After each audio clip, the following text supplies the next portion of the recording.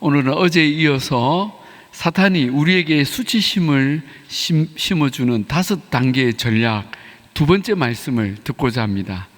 자, 어제 말씀을 잠깐 복습할까요?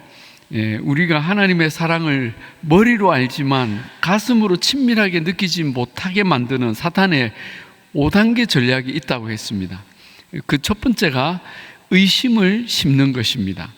하나님의 말씀에 대해, 하나님의 성품과 하나님의 목적에 대해, 그리고 나의 정체성에 대해 사탄은 끊임없이 거짓말로 의심하게 만듭니다.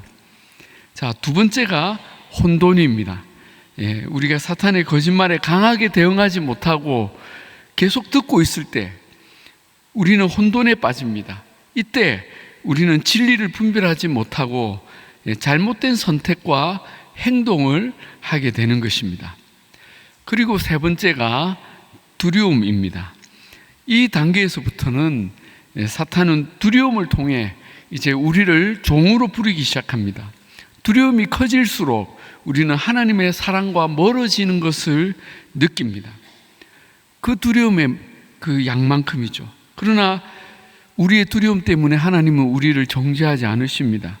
우리가 두려움을 주님 앞에 가지고 갈 때에 주님은 우리를 그 크신 품으로 안아주시고 하나님의 사랑을 보여주시는 기회로 삼으십니다. 여러분 기억나시죠? 자, 오늘은 네 번째와 다섯 번째 단계로 이제 넘어갈 텐데, 그 전에 이 세 번째 두려움의 단계에 대해 좀 더 나누도록 하겠습니다.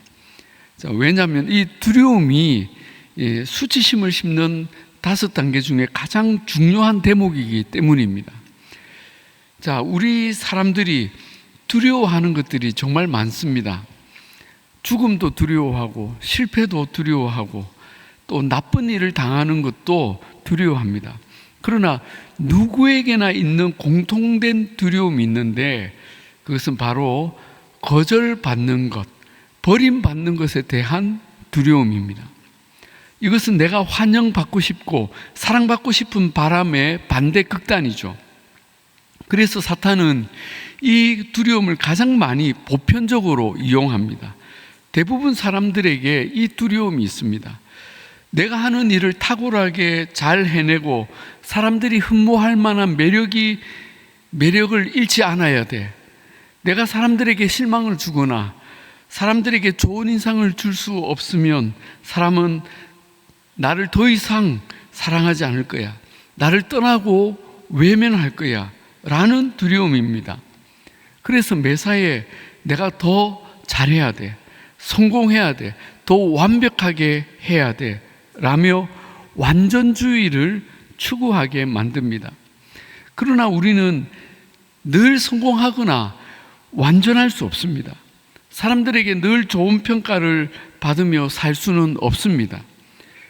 그럴 때 우리는 두려움에 빠지는 것입니다. 그런 점에서 음악이나 미술 또는 글을 쓰거나 창작을 하시는 분들은 항상 사람들의 그 즉각적인 평가와 선택을 받기 때문에 이런 스트레스와 두려움이 더 크지 않나 생각을 합니다. 제 딸이 대학에서 작곡을 공부했는데 한 번은 아빠, 우리 과 친구들 대부분이 우울증 치료를 받아요 라는 말을 제가 듣고는 굉장히 놀랐습니다. 그러나 예술 분야가 아니어도 사람은 다 누군가로부터 평가와 선택을 받으며 삽니다. 그리고 내가 사람들에게 더 이상 좋은 평가를 받지 못하고 인정과 칭찬, 사랑을 받지 못할 것에 대한 두려움이 누구에게나 있습니다.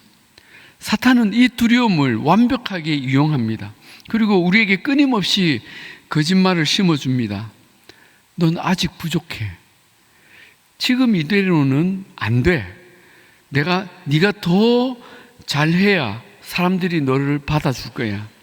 그때까지 너의 행복을 보류하고 더 고생해. 이렇게 우리를 기만합니다. 기가 막히죠. 그런데 이런 거짓말이 교회 안에도 있습니다.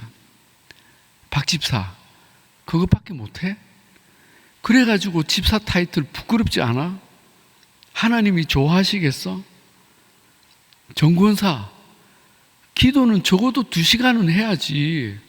이렇게 기도 안 하는 권사는 처음 보네. 김 목사, 설교가 그게 뭐야? 더 쌈박하게 못해? 사람들 반응 못 봤어? 어쩌려고 그래? 여러분, 이런 생각 누가 심어주는 겁니까? 하나님이십니까? 아닙니다.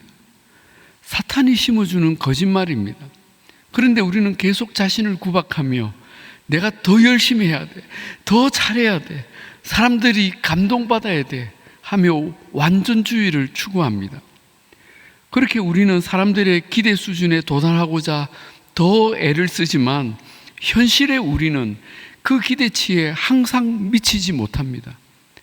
내가 그렇게 생각하는 거예요. 아무리 해도 사탄은 그 작은 부족함 한 가지로 우리를 짓뭉개 버립니다. 이렇게 우리의 기대 수준과 현실의 내 모습은 언제나 간격이 있습니다. 여러분, 그 가이드북에 그 표가 있죠. 우리의 기대 수준이 있고 나의 현실이 있는데 그 사이에 그 간격, 여기에 이 간격이 크든지 작든지 여기에는 우리의 수치심으로 채워집니다. 사탄은 이 간격을 강조하며 정신 차려, 더 열심히 해 하면서 우리에게 수치심을 심어주는 것입니다.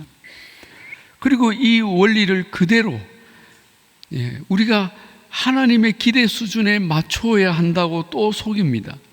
너 하나님이 기뻐하는 수준까지 정말 열심히 해야 돼.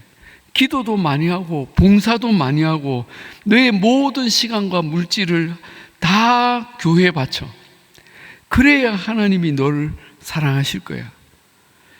예수님 믿기 이전에는 사람들의 기대 수준에 맞추려고 애쓰고 살았다면 예수님 믿은 후에는 훨씬 더 높아진 하나님의 기대 수준에 맞춰야 하는 더 큰 숙제를 떠안은 것입니다.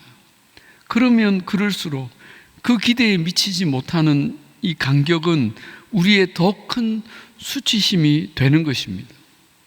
여러분, 이것이 율법주의입니다. 아무리 내가 그 간격을 채우려고 해도 채워지지 않습니다. 예수님을 찾아온 그 젊은 부자 관원이나 율법 교사 니고데모가 왜 예수님에게 오게 된 것입니까? 그렇게 평생 율법을 지키며 살았지만 그들 안에 해결되지 않는 두려움과 수치심이 그들을 계속 곤고하게 만들었기 때문입니다. 행복할 수 없었던 것입니다. 그런데 지금도 교회 안에 이런 율법주의가 끊임없이 자리하고 있습니다. 그래서 사도 바울이 갈라디아 교인들에게 탄식하며 묻지 않습니까? 그리스도의 은혜로 너희를 부르신 이를 이같이 속히 떠나 다른 복음을 따르는 것을 내가 이상하게 여기노라. 이 복음은 은혜와 다른 복음이라는 것이죠. 다른 복음은 없나니 다만 어떤 사람들이 너희를 교란하여 그리스도의 복음을 변하게 하려 함이라 말씀했습니다. 여러분, 내 삶에 대한 진정한 평가는 오직 하나님이 하십니다. 하나님께서 우리를 평가하실 때 무엇을 보시겠습니까? 얼마나 많은 일을 했는지, 잘 했는지, 그래서 사람들이 칭찬하고 좋아했는지, 교회에 현저히 기여했는지, 그런 것을 보시겠습니까? 아닙니다. 마태복음 24장, 25장에 나오지 않습니까? 하나님이 보시는 것은 우리가 얼마나 하나님을 사랑했는지, 그 사랑으로 살았는지, 하나님의 사랑을 더 사모했는지, 그것을 보십니다. 그러므로 우리는 중대한 인식의 전환을 해야 합니다. 그 가이드북에 조금 잘못된 내용이 있습니다. 우리의 문제는 우리가 하나님께 더 충성하지 않는 것이 아니라 하나님이 우리를 얼마나 더 사랑하시는지 충분히 알지 못하기 때문입니다. 여기에 우리의 인식의 전환이 필요합니다. 우리가 그 하나님의 사랑을 제대로 알게 되면 우리의 신앙생활이 더 이상 두려움 때문에 감당해야 하는 짐이 아니라 기쁨이고 감사가 될 것입니다. 하나님의 기대 수준과 나의 현실 사이의 간격은 더 이상 수치심이 아니라 그럼에도 불구하고 나를 받아주신 그 하나님의 사랑과 은혜에 대한 감사로 채워질 것입니다. 그래서 요한 1서에서 사도 요한이 이렇게 말했습니다. 우리가 사랑함은 그가 먼저 우리를 사랑하셨습니다. 하나님이 우리를 사랑하셨기 때문에 그 간격을 다 채워주셨기 때문에 우리는 그 은혜 안에서 마음껏 노는 것입니다. 아멘. 예. 우리가 이 두려움의 문제를 이렇게 극복해야 하는 것이죠. 자, 네 번째 사단의 전략은 절망입니다. 절망은 두려움에 쫓겨다니다가 결국 주저앉게 되는 상태를 가리킵니다. 아담은 범죄 후에 자신의 수치감을 이기지 못하고 하나님을 피해서 어두움에 숨었습니다. 그들은 빛이요 사랑이신 하나님을 등지고 절망과 우울, 좌절의 숲으로 들어간 것입니다. 오늘날 많은 사람들이 이 절망의 상태를 경험하며 삽니다. 두려움 때문에 많은 수고와 노력을 했지만 결국 수치심에 눌려 절망하고 낙심하는 것입니다. 이 절망의 단계에서 사람들은 어떤 모습을 보입니까? 어떤 이는 또 뭔가를 해서 해결책을 찾으려고 합니다. 아담과 하와는 이 절망의 단계에서 뭘 했습니까? 무화과 나무 잎을 엮어서 옷을 만들었습니다. 이것은 자기의 수치심을 가리려는 대책을 강구한 것입니다. 그러나 이것은 결코 온전한 해결책이 되지 못했죠. 이 절망의 단계에서 우리는 우리의 노력이 아닌 하나님의 긍휼과 도움을 구해야 합니다. 그러나 어떤 이는 또 뭔가 자신의 방법으로 해결을 하려고 하죠. 예를 들어 새로운 사업을 한다거나 자기를 도와줄 누군가를 찾는다거나 새로운 환경으로 옮겨 그 자기의 수치심을 이렇게 잊어버리려고 한다는 것이죠.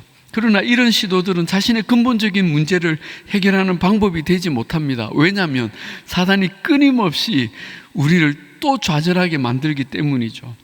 어떤 이는 모든 노력을 포기하고 이제 그냥 좌절과 우울의 상태로 들어갑니다. 나는 절대로 누구의 기대에 미칠 수 없어. 난 더 이상 그 무엇도 될 수 없어 하면서 모든 희망의 끈을 놓아버립니다. 그리고 감정이 죽은 사람처럼 살아갑니다. 또 어떤 이는 이 절망의 끝에서 최악의 선택을 하는 것입니다. 그것은 곧 하나님을 떠나는 선택을 하는 것이죠. 자신에게 실망하여서 스스로 정죄하고 자신을 스스로 심판하는 것입니다. 그래서 하나님의 손을 놓아버리고 떠나기로 결심하는 것입니다. 그래서 교회를 떠나고 신앙을 내려놓습니다. 정말 최악의 선택이죠. 그러나 이런 이들을 향해 우리 주님은 떠나지 말고 내게 오라고 하십니다. 오늘 우리가 읽은 그 주제 말씀, 마태복음 11장에서 예수님이 말씀하시죠. 수고하고 무거운 짐진 자들아 다 내게로 오라. 내가 너희를 쉬게 하리라. 나는 마음이 온유하고 겸손하니 나의 멍에를 메고 내게 배우라. 그리하면 너희 마음이 쉼을 얻으리니 이는 내 멍에는 쉽고 내 짐은 가벼움이라 하십니다. 그냥 오라고 하십니다. 뭘 더 하려고 하지 말고 내게로 와서 쉬라고 하십니다. 자, 사탄이 주는 이 수치심의 마지막 전략은 고립입니다. 이 단계에서는 사탄이 거의 승리했다고 확신을 합니다. 이것은 하나님으로부터 멀어짐, 외로움, 분노의 단계입니다. 아담과 하와가 하나님으로부터 피하여 숨었을 때 사실 그들은 좀 어이없지만 화를 내고 있었습니다. 아담이 뭐라고 그 말을 하죠? 하나님의 소리가 들려 숨었습니다. 뭐 때문에 숨었다고요? 하나님의 소리가 들려 숨었다는 거죠. 뭔가 하나님에 대한 불만이 있다는 거 아닙니까? 하나님이 내게 주신 여자 때문에 라는 표현을 하죠. 하나님이 만드신 뱀 때문에, 하나님이 그 나무를 만들어 놓으셨기 때문에 하면서 모든 것을 하나님 탓으로 돌리며 원망하는 그 느낌을 받고 있습니다. 그리고 실패한 자기 자신에게도 분노하고 있죠. 여러분, 수치심은 항상 분노를 만들어냅니다. 왜냐하면 우리가 거절당하고 있다고 느끼기 때문에 수치심은 나의 존재, 나의 존엄성을 심각하게 훼손하고 우리는 본능적으로 화를 냅니다. 그래서 아담은 하나님을 피해 숨은 것입니다. 많은 분들이 이 고립의 단계를 경험합니다. 한때 하나님을 열심으로 섬겼으나 사탄에게 속아 무너진 뒤에 하나님께 화를 냅니다. 그리고 이 모든 일에 하나님이 책임이 있다고 주장합니다. 그리고 실패한 자기 자신을 용서하지 못하고 모든 희망과 단절시킵니다. 사탄이 거의 승리했다고 확신하는 순간이죠. 그러나 이런 인생을 우리 하나님은 끝까지 포기하지 않으십니다. 하나님은 그를 찾아오십니다. 아담아, 네가 어디 있느냐? 어디에 있느냐? 여러분, 이 질문은 너무나 감동적입니다. 하나님은 아담에게 무슨 일이 있었냐부터 묻지 않으셨습니다. 네가 무슨 짓을 했느냐 하고 따지러 오신 것이 아닙니다. 하나님은 아담아, 네가 어디에 있느냐 물으시죠. 하나님의 관심은 우리가 하나님을 피한 것, 우리와의 거리가 멀어진 것, 하나님과 우리의 거리가 멀어진 것에 있으셨습니다. 아담아, 네가 내 법을 어기고 범죄한 것은 맞지만 나의 사랑은 그런 것 때문에 달라지지 않는다. 네가 그 죄의 대가를 치르겠지만 나는 너를 절대 포기하지 않을 것이다. 너는 나에게 오너라, 나에게 오너라 하고 우리를 그 고립에서 끌어내 주십니다.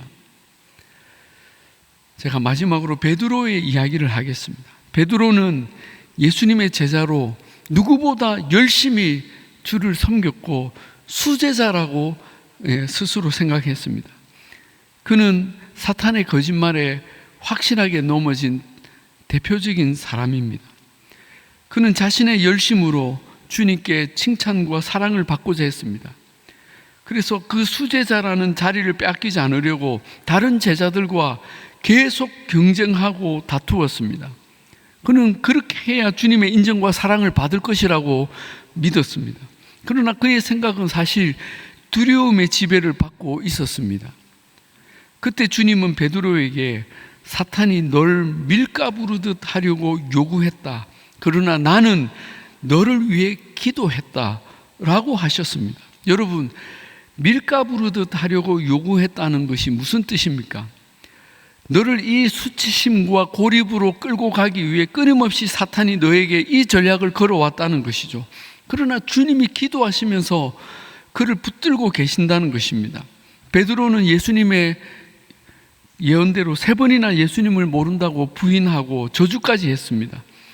그는 큰 충격에 빠졌고 절망하며 그 엄청난 수치심을 이기지 못해 주님이 부활하셨음에도 불구하고 그는 다시 고기 잡는 업으로 돌아갑니다.